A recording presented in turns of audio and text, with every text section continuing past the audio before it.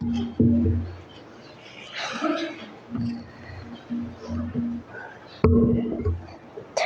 I will be reading Daniel chapter 1, verses 8 through 10.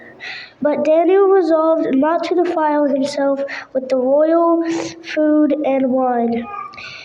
And he asked the chief official for permission not to defile himself this way. Now God has caused the official to show favor and compassion to Daniel. But the official told Daniel, I am afraid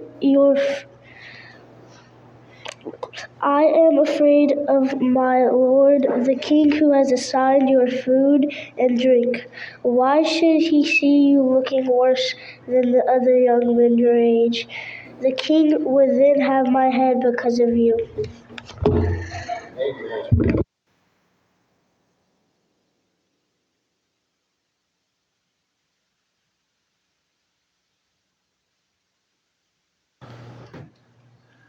Good job, Cash. Great job. Well, I didn't have the heart to tell him this morning, though. He came up to me and said, I got scripture reading today. It's a long one. I didn't have the heart to tell him I gave that to you.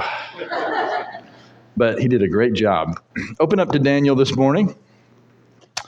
Daniel, as we keep trucking through our series, Jesus in the Old Testament.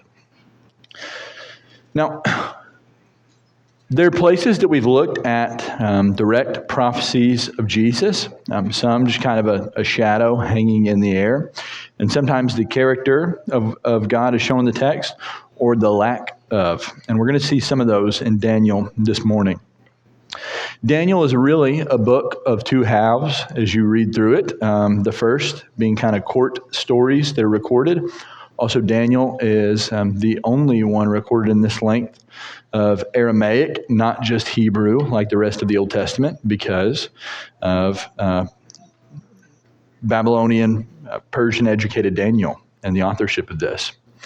It's the book that gives Jesus his favorite title for himself, used over 80 times in the Gospels, the Son of Man. Daniel's life spans roughly 70 years of exile. The text opens up with the exile scene and some of the young men being gathered. I want to read a few of these. In the third year of the reign of Jehoiakim, king of Judah, Nebuchadnezzar, king of Babylon, came to Jerusalem and besieged it. The Lord gave Jehoiakim, king of Judah, into his hand, along with some of the vessels of the house of God. And he brought them to the land of Shinar, to the house of his God. And he brought the vessels into the treasury of his God. Then the king ordered Ashpenaz, the chief of his officials, to bring in some of the sons of Israel, including some of the royal family and of the nobles, youths in whom was no defect, who were good-looking, showing intelligence in every branch of wisdom, endowed with understanding and discerning knowledge, who had the ability for serving in the king's court, and he ordered him to teach them the literature and the language of the Chaldeans. So the opening scene, there's a few things of interest here. It explains where we haven't gotten there yet, but verse 6, Daniel, Hananiah, Mishael, and Azariah. Those are their Jewish names. But they're all going to get new names. Verse 7. To Daniel, he assigned the name Belteshazzar. Remember that for Bible trivia someday. To Hananiah, Shadrach. To Mishael, Meshach. To Azariah, Abednego. So later on, when we say the fiery furnace and Meshach, Shadrach, and Abednego, well, that's their Babylonian names, right? And it's not a big deal that we use that. Both are their names, but it plays a big portion into what's happening here. That Nebuchadnezzar took these young men and forced them in every way that he could into Babylon's culture, into years and years of education, new names, new rules, and we'll talk about one of those in just a minute. Now, when you see somebody whose name ends with El in the Hebrew, it's a good sign that their name has something to do with God. And Daniel's means God is my judge. Okay, God is my judge, which is very important to how a lot of Daniel's life plays out. Now, in verse 8, Daniel made up his mind that he would not defile himself with the king's choice food or with the wine which he drank. So he sought permissions from the commander of the officials that he might not defile himself. Now, think about the situation that Daniel is in. There's this opportunity to you as a maybe 13-year-old Jewish boy to live where the king lives, to eat what the king eats, and so on. The only thing is that Daniel knew that that would make him unclean. And so Daniel chooses to not eat that, along with Hananiah, Mishael, and Azariah. But the text does say that he asks for permission. Now, the servant, the commander of the official, says to Daniel in verse 10, I am afraid of my lord the king, who has appointed your food and your drink. For why should he see your faces look more haggard than the youths who are your own age, than you who would make me forfeit my head? But Daniel said to the overseers, whom the commander of the officials had appointed over them, please test your servants for 10 days, and let us be given some vegetables to eat and water to drink. So vegetables and water. Now, the idea, at least that I think about when I think of this, is a theme that you see in Scripture. It's this little test that happens over food, of all things, all the time. I mean, that's how it opens up, right? When Eve saw that it was good and would make one wise and so on, she ate of it. Okay? And it doesn't just come out and say Eve fails the test, but Eve fails the test. And then she gives of her husband, Adam, to eat of it. Okay? Here, Daniel passes the test and points us to the one who would truly pass the test, Jesus. Now, there's some reasons that Daniel falls short. Not personal defects, but he didn't bring the people home. He didn't deliver them out of bondage. He just told of the one who would. So you can think of Genesis, Matthew chapter 4. Another interesting parallel between Daniel and Jesus.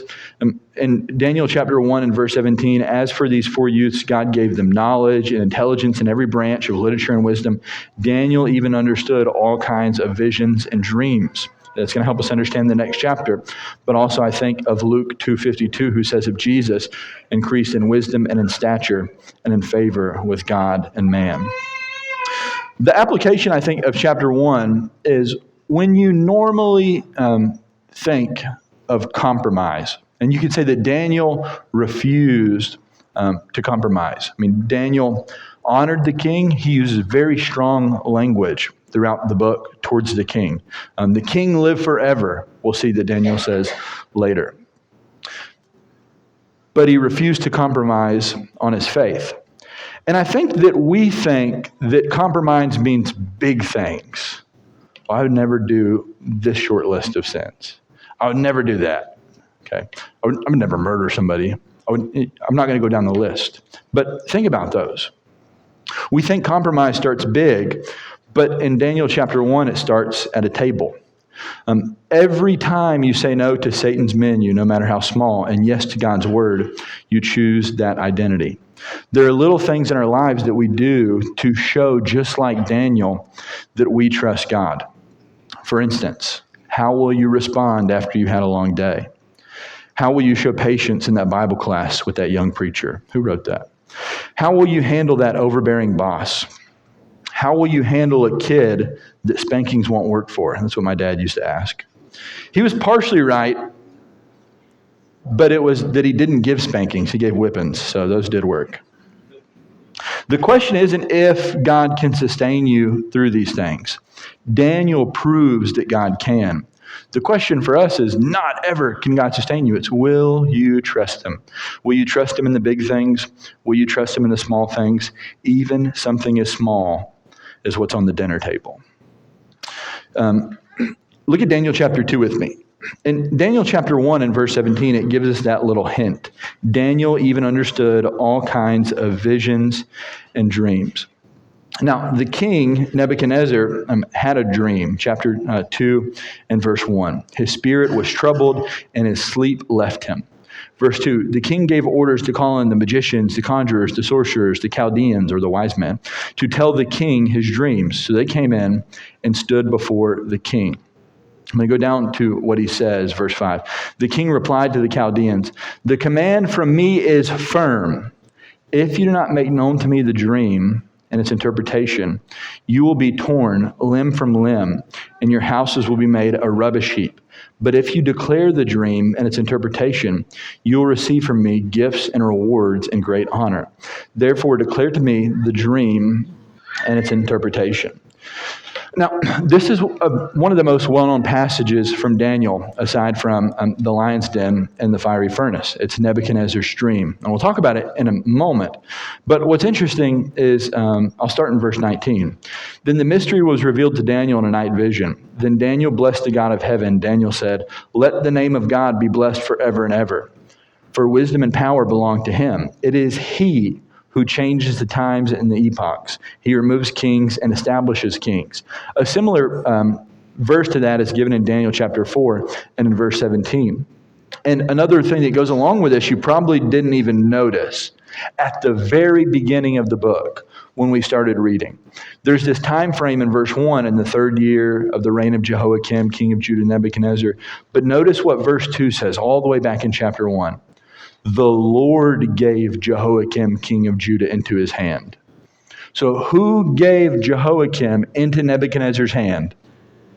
The Lord did. You read it and you do what they did. You scratch your head. What does that mean? Why is it in there? Why does God give his people over to Babylonians? And the point was, well, the rest of the prophets have already told us. It was a judgment on Israel, but also it was restorative so that they would learn, so that they would come out of it. He gave them into the type of the world that they were asking for. He gave them into those types of kingdoms. But he never left them there. And that's very important that God never left them there. It's not that, to answer the question that you might have had if you were a Jew in this time, are we in Babylon because God can't deliver us? Are we here because he can't do anything about it? The whole book of Daniel says God is in charge of everything. Eventually, the king is made known about Daniel, is what Daniel says in verse 31 about his dream. Worth mentioning, I don't know if I already said it, that the king doesn't just ask for his dream to be interpreted. He asks for a miracle.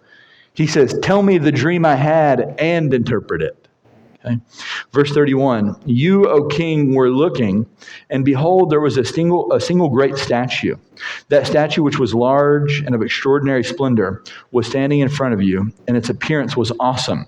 The head of the statue was made of fine gold, its breast and its arms of silver, its belly and its thighs of bronze, its legs of iron, its feet partly of iron and partly of clay."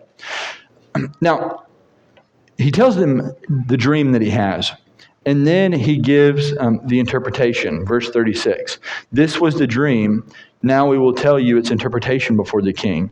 You, O king, are the king of kings, to whom," again, notice that God is the one in charge, "the God of heavens has given the kingdom, the power, the strength, and the glory. And whoever the sons of the men dwell, or the beasts of the fields, or the birds of the sky, he has given them into your hand, and has caused you to rule over them all. You are the head of gold." So Daniel first gives him the dream. It's a statue. 4 parts: gold, silver, bronze, iron, and clay for the legs. He starts to interpret it. You are the head of gold. After this, 39, will arise another kingdom, and then another third kingdom of bronze, which will rule over all the earth. And then finally, verse 40, then there will be a fourth kingdom as strong as iron. He goes on to explain that these are each kingdoms. So bear with me. I know it's kind of technical, or really just thinking about what he said. But it's this statue of 4 parts. The head is Babylon. The breast and arms, Medo-Persia and Greece. And then the feet, Rome. Now, what makes it interesting is that who's Nebuchadnezzar? Babylon. Hundreds and hundreds of years before Rome. Yet this was his dream. I mean, this text is older. Verse 44, "In the days of those kings, the God of heaven will set up a kingdom which will never be destroyed, and that kingdom will not be left for another people. It will crush and put to an end all these kingdoms, but it will itself endure forever." Now, there's a lot to this text that we just can't cover today. And a lot, I mean like theologically and implications, but it's one of the things that God is saying is that the way that the world works is whoever the biggest, meanest, strongest, most terrible, most oppressive government is usually the one running the world. And it's Babylon, and then it's Medo-Persia, and then it's Greece with Alexander the Great leading into that, and then it's Rome. And God judges all ways that the world does empire, all ways that the world tries to run itself, all the ways the world comes up with a kingdom and replaces it with one kingdom that will never fail, that will endure forever. And it would come in the time of the Romans. This is the prophecy that Daniel interprets through the dream.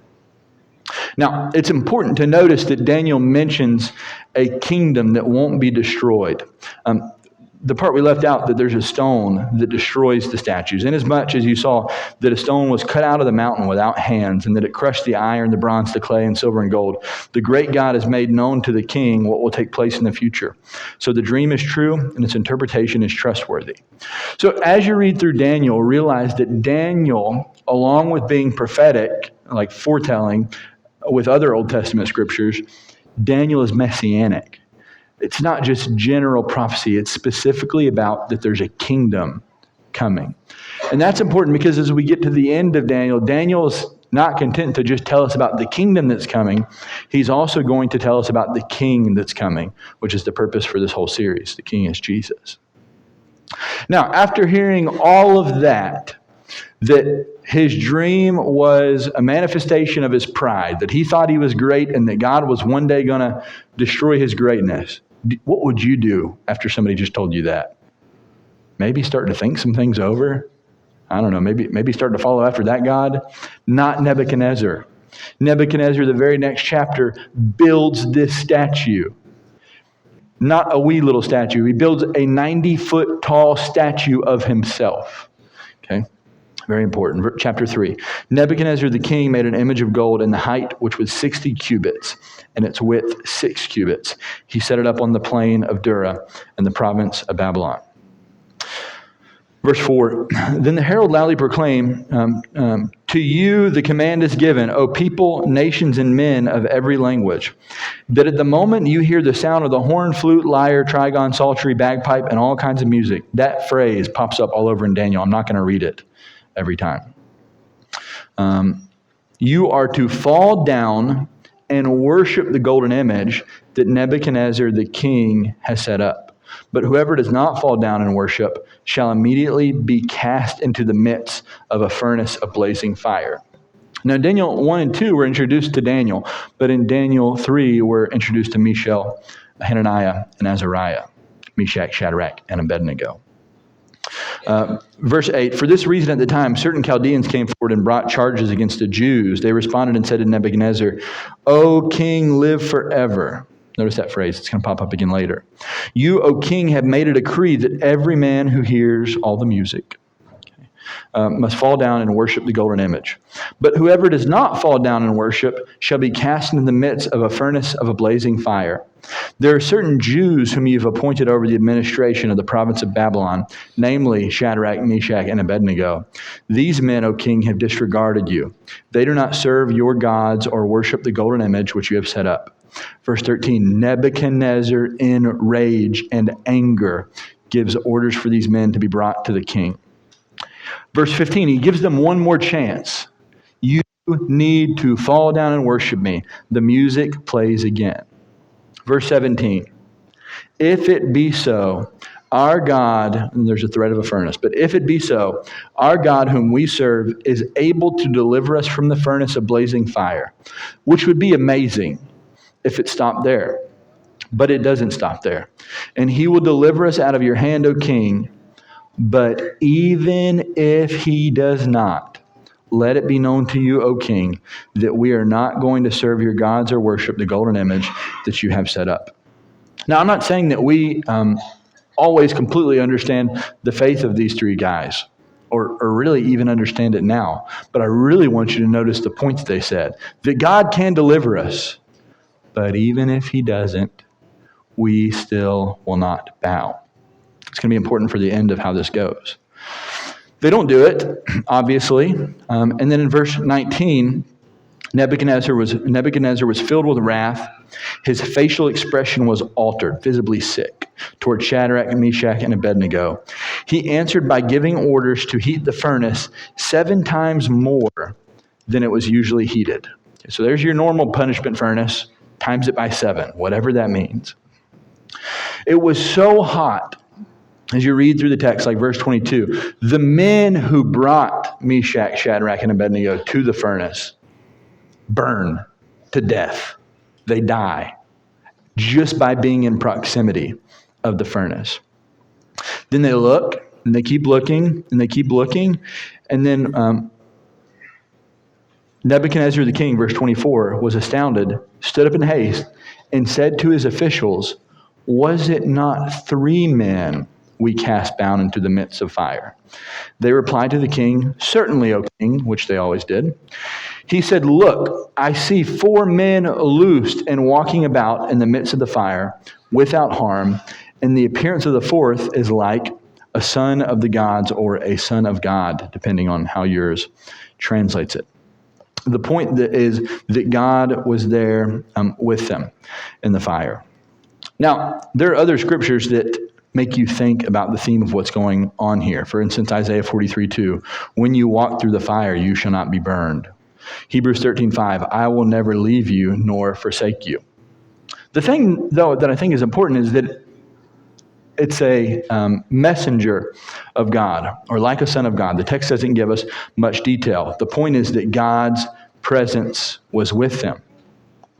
The "even if not" phrase points us to Jesus in Gethsemane, who says, "But even if not my will, but yours be done." The point, though, is about the faith, which I think a lot of this is about. And you think about Daniel's name, God is my judge. Okay, God can judge us. We trust him and not others. They don't trust God because he'll definitely perform a miracle. They trust him whether he does or not. And I highly doubt that anytime soon you're going to have to walk into a fiery furnace that's 7 times hotter than the fiery furnaces you're normally used to walking into. I doubt that's the situation. But it may be the case that you have a furnace in your life that's like cancer, or some medical issue, or betrayal, or someone hates you for no good reason, or you're innocent and you're accused, whatever the case may be. The point is to know this: the promise isn't that you'll avoid the fire. Never has that been the promise. The promise is that God will be with you in the fire. One of the weird little details that sticks out is Nebuchadnezzar's word from that last verse that we read in verse 25. "Look, I see 4 men loosed." 4 men loosed. Did they go into the furnace loosed? I don't know if we read it. They go into the furnace bound up. And the fire didn't burn anything up except what bound them. And that's where God will meet us. Promises to be there for us. Daniel chapter 6.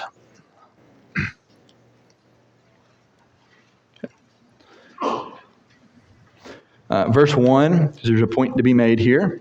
"It seemed good to Darius to appoint 120 satraps over the kingdom, that they would be in charge of the whole kingdom, and over them 3 commissioners, of whom Daniel was one of those 3.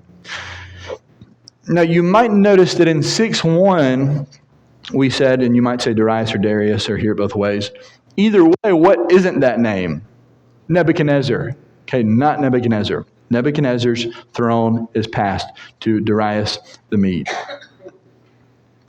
to fit along with the theme of what Daniel tells us about God being in rule, not these kings. Okay. Verse 4, "The commissioners and satraps began trying to find a ground of accusation against Daniel in regard to governmental affairs, but they could find no ground of accusation or evidence of corruption, inasmuch as he was faithful, and no negligence or corruption was to be found in him. Then these men said, 'We will not find any ground of accusation against Daniel unless we find it against him with regard to the law of his God.'" Okay. "Then these commissioners and satraps came by agreement to the king and spoke to him as follows: 'King Darius, live forever. All the commissioners of the kingdom, the prefects and the satraps, the high officials and the governors have consulted together that the king should establish a statute and enforce an injunction that anyone who makes a petition to any god or man beside you, O king, for 30 days shall be cast in the lion's den. Yeah, I read for a minute. The short explanation is this. They're tired of Daniel the Hebrew being in charge over them, and so they say, what can we do? This never happens anymore, thank goodness, with politics. But they said, let's dig up some dirt on him. And then they couldn't. And so they said, the only way that we're going to get him is because of how faithful he is. To find some way that his law won't allow him to do something and then get him that way.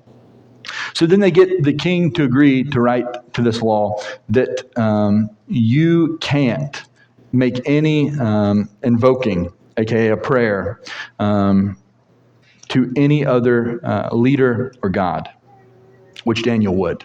Daniel prayed. There's a point there. That's okay. Verse 14. As soon as the king heard this statement, that Daniel was the one who was caught and was in trouble, he was deeply distressed and set his mind on delivering Daniel, and even until sunset, he kept exerting himself to rescue him.